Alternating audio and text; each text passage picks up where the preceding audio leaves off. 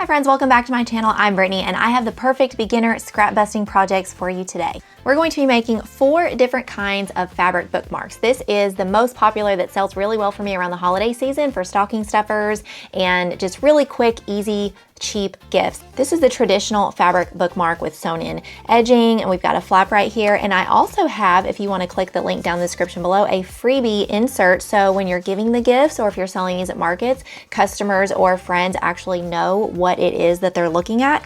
And then the second type of corner bookmark is the raw edge. This is my favorite. I think it's so pretty. You do need pinking shears to do this particular project, and I'll leave a link for those down in the description below as well.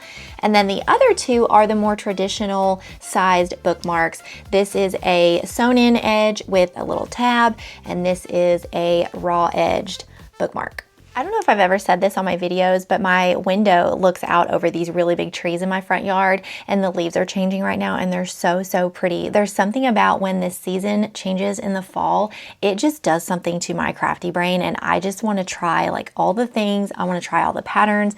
I want to try new things. We don't always have time, but the winter months are coming, and that's a perfect time to try new things, which leads me to today's sponsor, which is Craftsy. Winter's the season for cozy creativity, the perfect time to slow down, stay in, and make something beautiful. Whether it's sewing, quilting, knitting, or baking, Craftsy helps turn chilly days into hands-on inspiration. Craftsy is an online learning community that offers hundreds of expert-taught classes covering a variety of skill levels and interests. From holiday decor to handmade gifts, each class provides step-by-step guidance and is available on demand. Lessons can be paused and rewatched, making it simple to learn at your own pace. Craftsy's detailed tutorials and downloadable patterns mean every project is ready for you to dive right into this crafting season. For example, this class by Jessica Gardino highlights tips for learning to sew with knit fabrics. This winter, discover new techniques, finish old projects, or start something completely new with Craftsy. Get crafty and stay inspired this winter by clicking the link below in the description. The first 1,000 guests to use my link will get a full year of Craftsy membership for only $1.49 and is valid for new members only.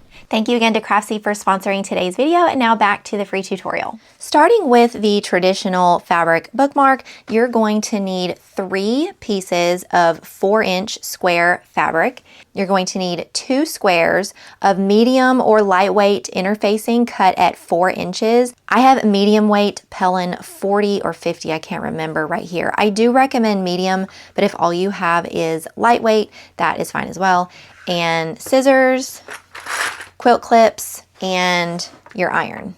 Starting with one of your squares and one of your pieces of interfacing, you're just going to press those together, and then you're going to fold it in half, lining up those 2 points right there, and you're going to press again. And if it doesn't want to stay, you might use a quilt clip. And now we're going to take this to our machine and top stitch along this fold that we just created.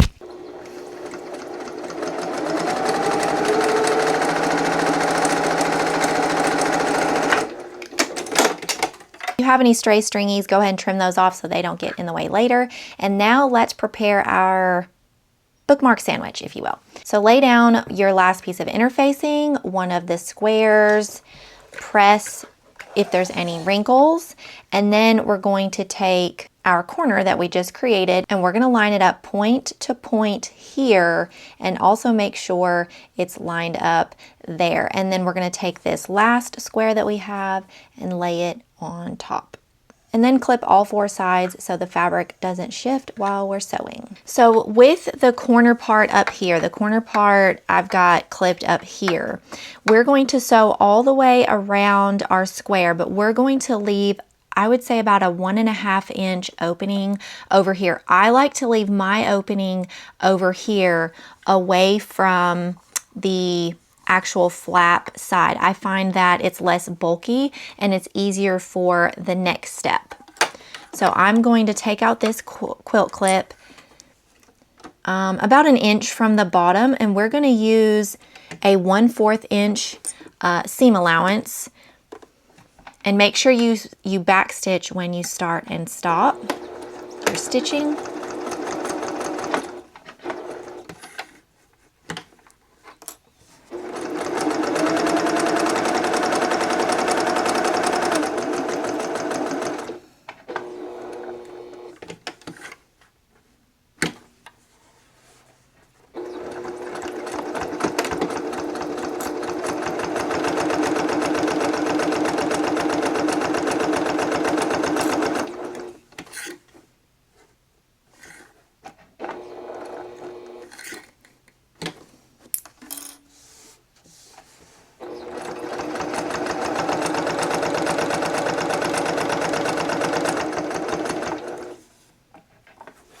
The fabric likes to shift a lot on such small pieces. That's why you keep seeing me like smoothing it down, holding it in place.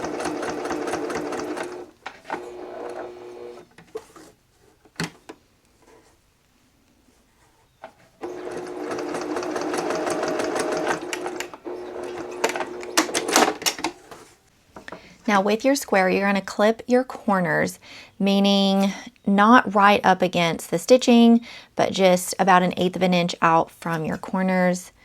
You're going to snip them off. This is going to help the corners poke out better.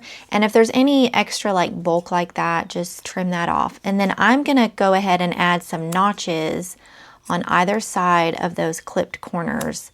That will just further help these corners poke out nicely. We're going to turn our piece right side out carefully so you don't rip those stitches. And I just use my finger to poke out all the corners, but if you have a turner or a dowel rod, you can use that. Now, sometimes you don't catch all of your layers when you're at the previous step. So if for some reason you didn't catch all of your layers, turn it wrong side out again and go back and stitch over the parts that you missed. We are already almost done. So this hole right here, we're gonna fold in both sides of the fabric in on themselves to iron this down so we can close that hole.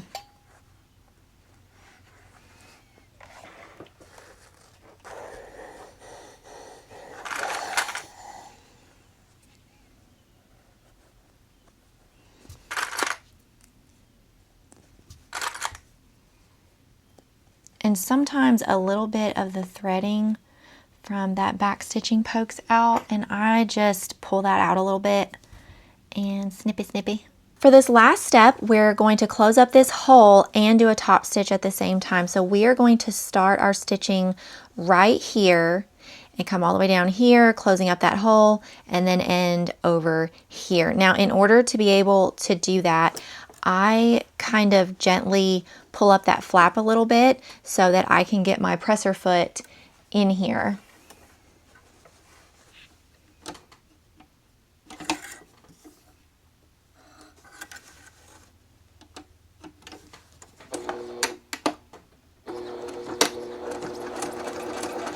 And I'm actually going to do about 1/8 of an inch seam allowance here because I want to get a nice top stitch all around this edge.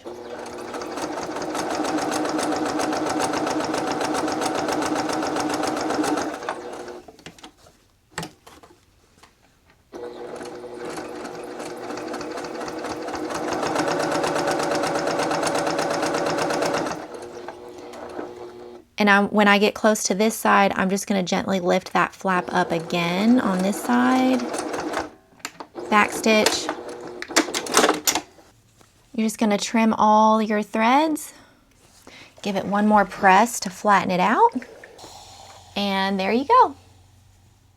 Now for the next corner bookmark with the raw edging, we're going to try one with a contrasting flap. So you can make your fabric bookmarks like with all the same fabric, or you can do contrasting fabric, which is a really nice touch.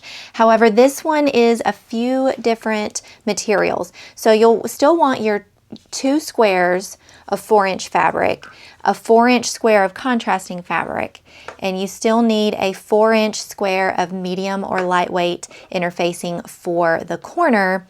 And then you're going to want a 3.5 by 3.5 piece of batting. I have cotton batting here. You can use polyester. It is purely your preference. So just like with the previous bookmark, we're going to prepare our corner first. There's a little bit of a wrinkle in that fabric, so I'm just going to press that down, fold it over, and press again. And just like with the last one, we're going to top stitch along that fold. Now when we create our sandwich, this happens to be directional fabric. These bows are all facing a certain way. So I want to take care to make sure I line up my directional fabric properly. You're going to put it face down first because we want to line up our piece. Our batting piece is going to go directly in the center, just like that. And then we're going to place this last piece right side up. So they're just sandwiched. You can press it if you want, but we don't want any shifting. And then on your triangle piece, if after you top stitch it, there was any visible interfacing, just trim those off and trim off any stringies. There's just a smidgen. I'm gonna trim that off right there. And then we're going to line up our corner. If you're working with directional fabric, make sure it's straight vertically, and then put your corner on the right side like this. And then clip to hold all of those layers in place. Now for the raw edge, we are going to stitch all the way around, but I still like to start over here on the bottom of the piece. We're still going to do a 1/4 inch inseam on this. That's actually very important here because we need this extra over here.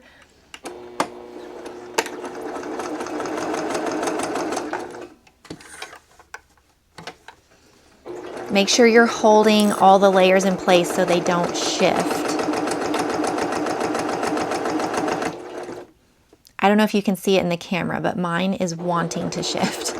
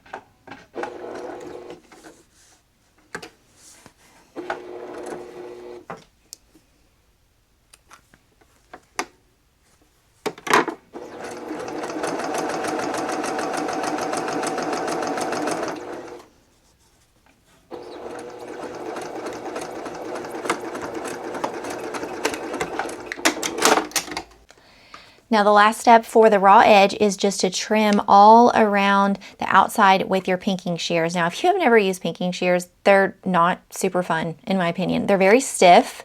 They give a very beautiful finished look, but they are stiff, especially when you're cutting on this thicker side, which I do first to get it out of the way. It's kind of tough.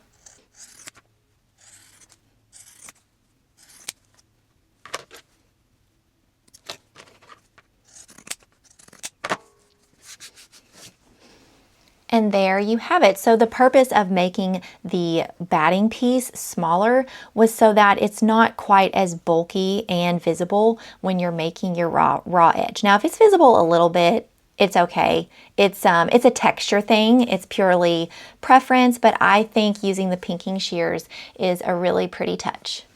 Now we're going to move on to the more traditional shape with a little tab on the top. So you need 2 pieces of 2.5 by 7 inch fabric, another 2.5 by 7 inch. I'm using lightweight interfacing. You can use medium weight. I like the flexibility of the longer bookmark with the lightweight. And then I don't remember what I measured this, a 3 by 3 inch square for the tab on the top. So we're going to start by preparing our tab. You're going to fold it over, wrong sides together, and then open it up and fold it in on itself again. This is how I make my bag straps for my tote bags. And then fold it over again. You can put a small sliver of interfacing in there if you want to, but this is just a cosmetic tab, and so it's really not necessary. We're going to take this to our machine and we're going to top stitch 2 parallel lines along the edging here.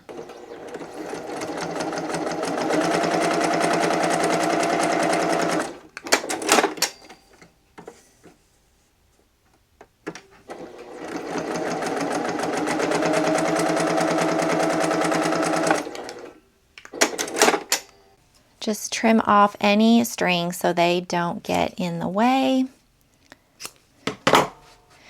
And now we're going to prepare our body layers. So lay down your piece of interfacing. If your interfacing has a side with a texture on it, that's the side that you want facing up that's going to meet your fabric. And just as a side note, if you're new, do not ever directly iron the textured side of interfacing. It will get stuck to your iron and it's really messy to clean. So just be careful about that. We're going to layer that on top and press it. If the interfacing has a texture or a shine to it, that's so it can adhere to the fabric, but it does peel off. It's not like glue, but you can see it is like stuck on there. And then we're going to grab a clip and we're going to fold our tabby piece over that we made and just center it there. Now I said a 3-inch square. I think this, now I did say to cut a 3-inch square to start. I like the width of the 3-inch square, but that's a little bit long for my personal liking. And so I'm just going to trim that off just a little bit. That's a little bit better. And then I'm going to go ahead and put a clip there just so that doesn't shift. And then take your second piece and right sides together, just line it up and clip around to hold in place. So with our tab up here at the top, we're going to leave about a 1.5 inch opening over here on the side. Some people I have seen do it down here on the bottom. That's fine. That is just your preference. I do not like how close to these corners that is, because you have to have at least 1.5 inch opening to be able to get everything out. And I also find it easier when I do the hole over here to turn the piece right side out, which I will show you when we get to that step. So I'm going to leave my opening about right here. And make sure you are back stitching when you start and stop these stitches. We're going to do a 1/4 inch seam allowance.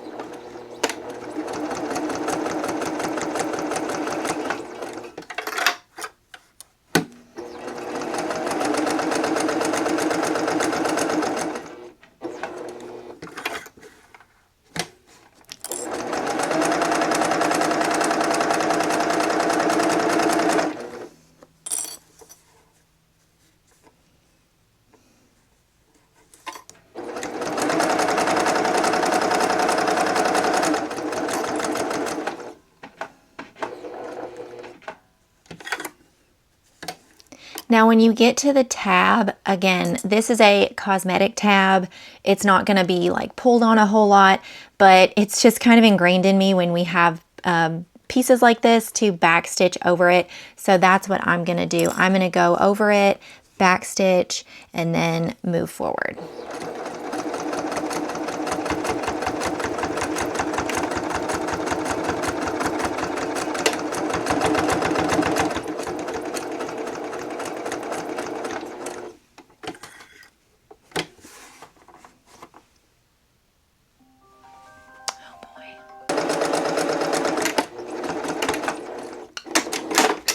Next, we're just going to trim off those corners. And also when I trim off those corners, just like with the other corner bookmark, I'm just going to make those little notches so the corners poke out nicely. And now we're going to find that opening, and I like to turn out the smaller side first, just being very gentle so I don't rip any of those stitches. And then I put my thumb in there and grab the rest of that other side. Now this is kind of long and skinny, so if you have a dowel rod or the blunt end of a pencil, you might need that to poke out the corners. I'm just using my finger here. And then iron it down flat. And if you notice the fabric on the opening kind of naturally goes in on itself already. So if it doesn't though, just kind of push it in and iron it down flat. I don't really need a clip, but if you want to put a clip there, you can. And again, trim any of those stray stringies. And we are going to top stitch all the way around the bookmark.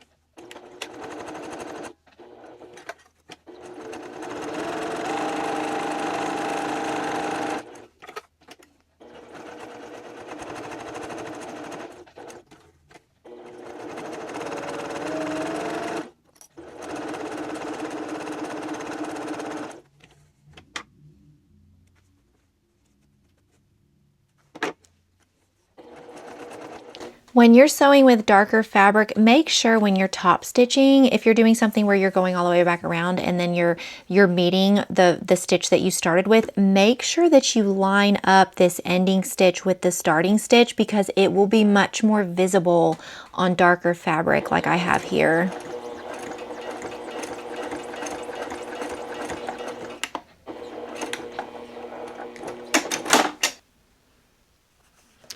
For the last fabric bookmark with the raw edge, you do need your pinking shears. You need 2 pieces of 2.5 by 7.5 inch fabric, and then you need a piece of batting that is 2 inches by 6.5 inches. This one is literally like 5 minutes. So you just take your fabric piece and put it right side down, and then you center the 2 by 6.5 inch piece of batting, and then you center the other piece directly on top. If you want to press it, you can, but you don't have to. And then you definitely want to clip all of those edges in place. These would be a really great, quick, not just a beginner project, but like if you had like office friends that you work with that you want to make some quick gifts for, these would be so super cute. And peep that purple Harry Potter fabric. We're going to top stitch all the way around with a 1/4 inch seam allowance.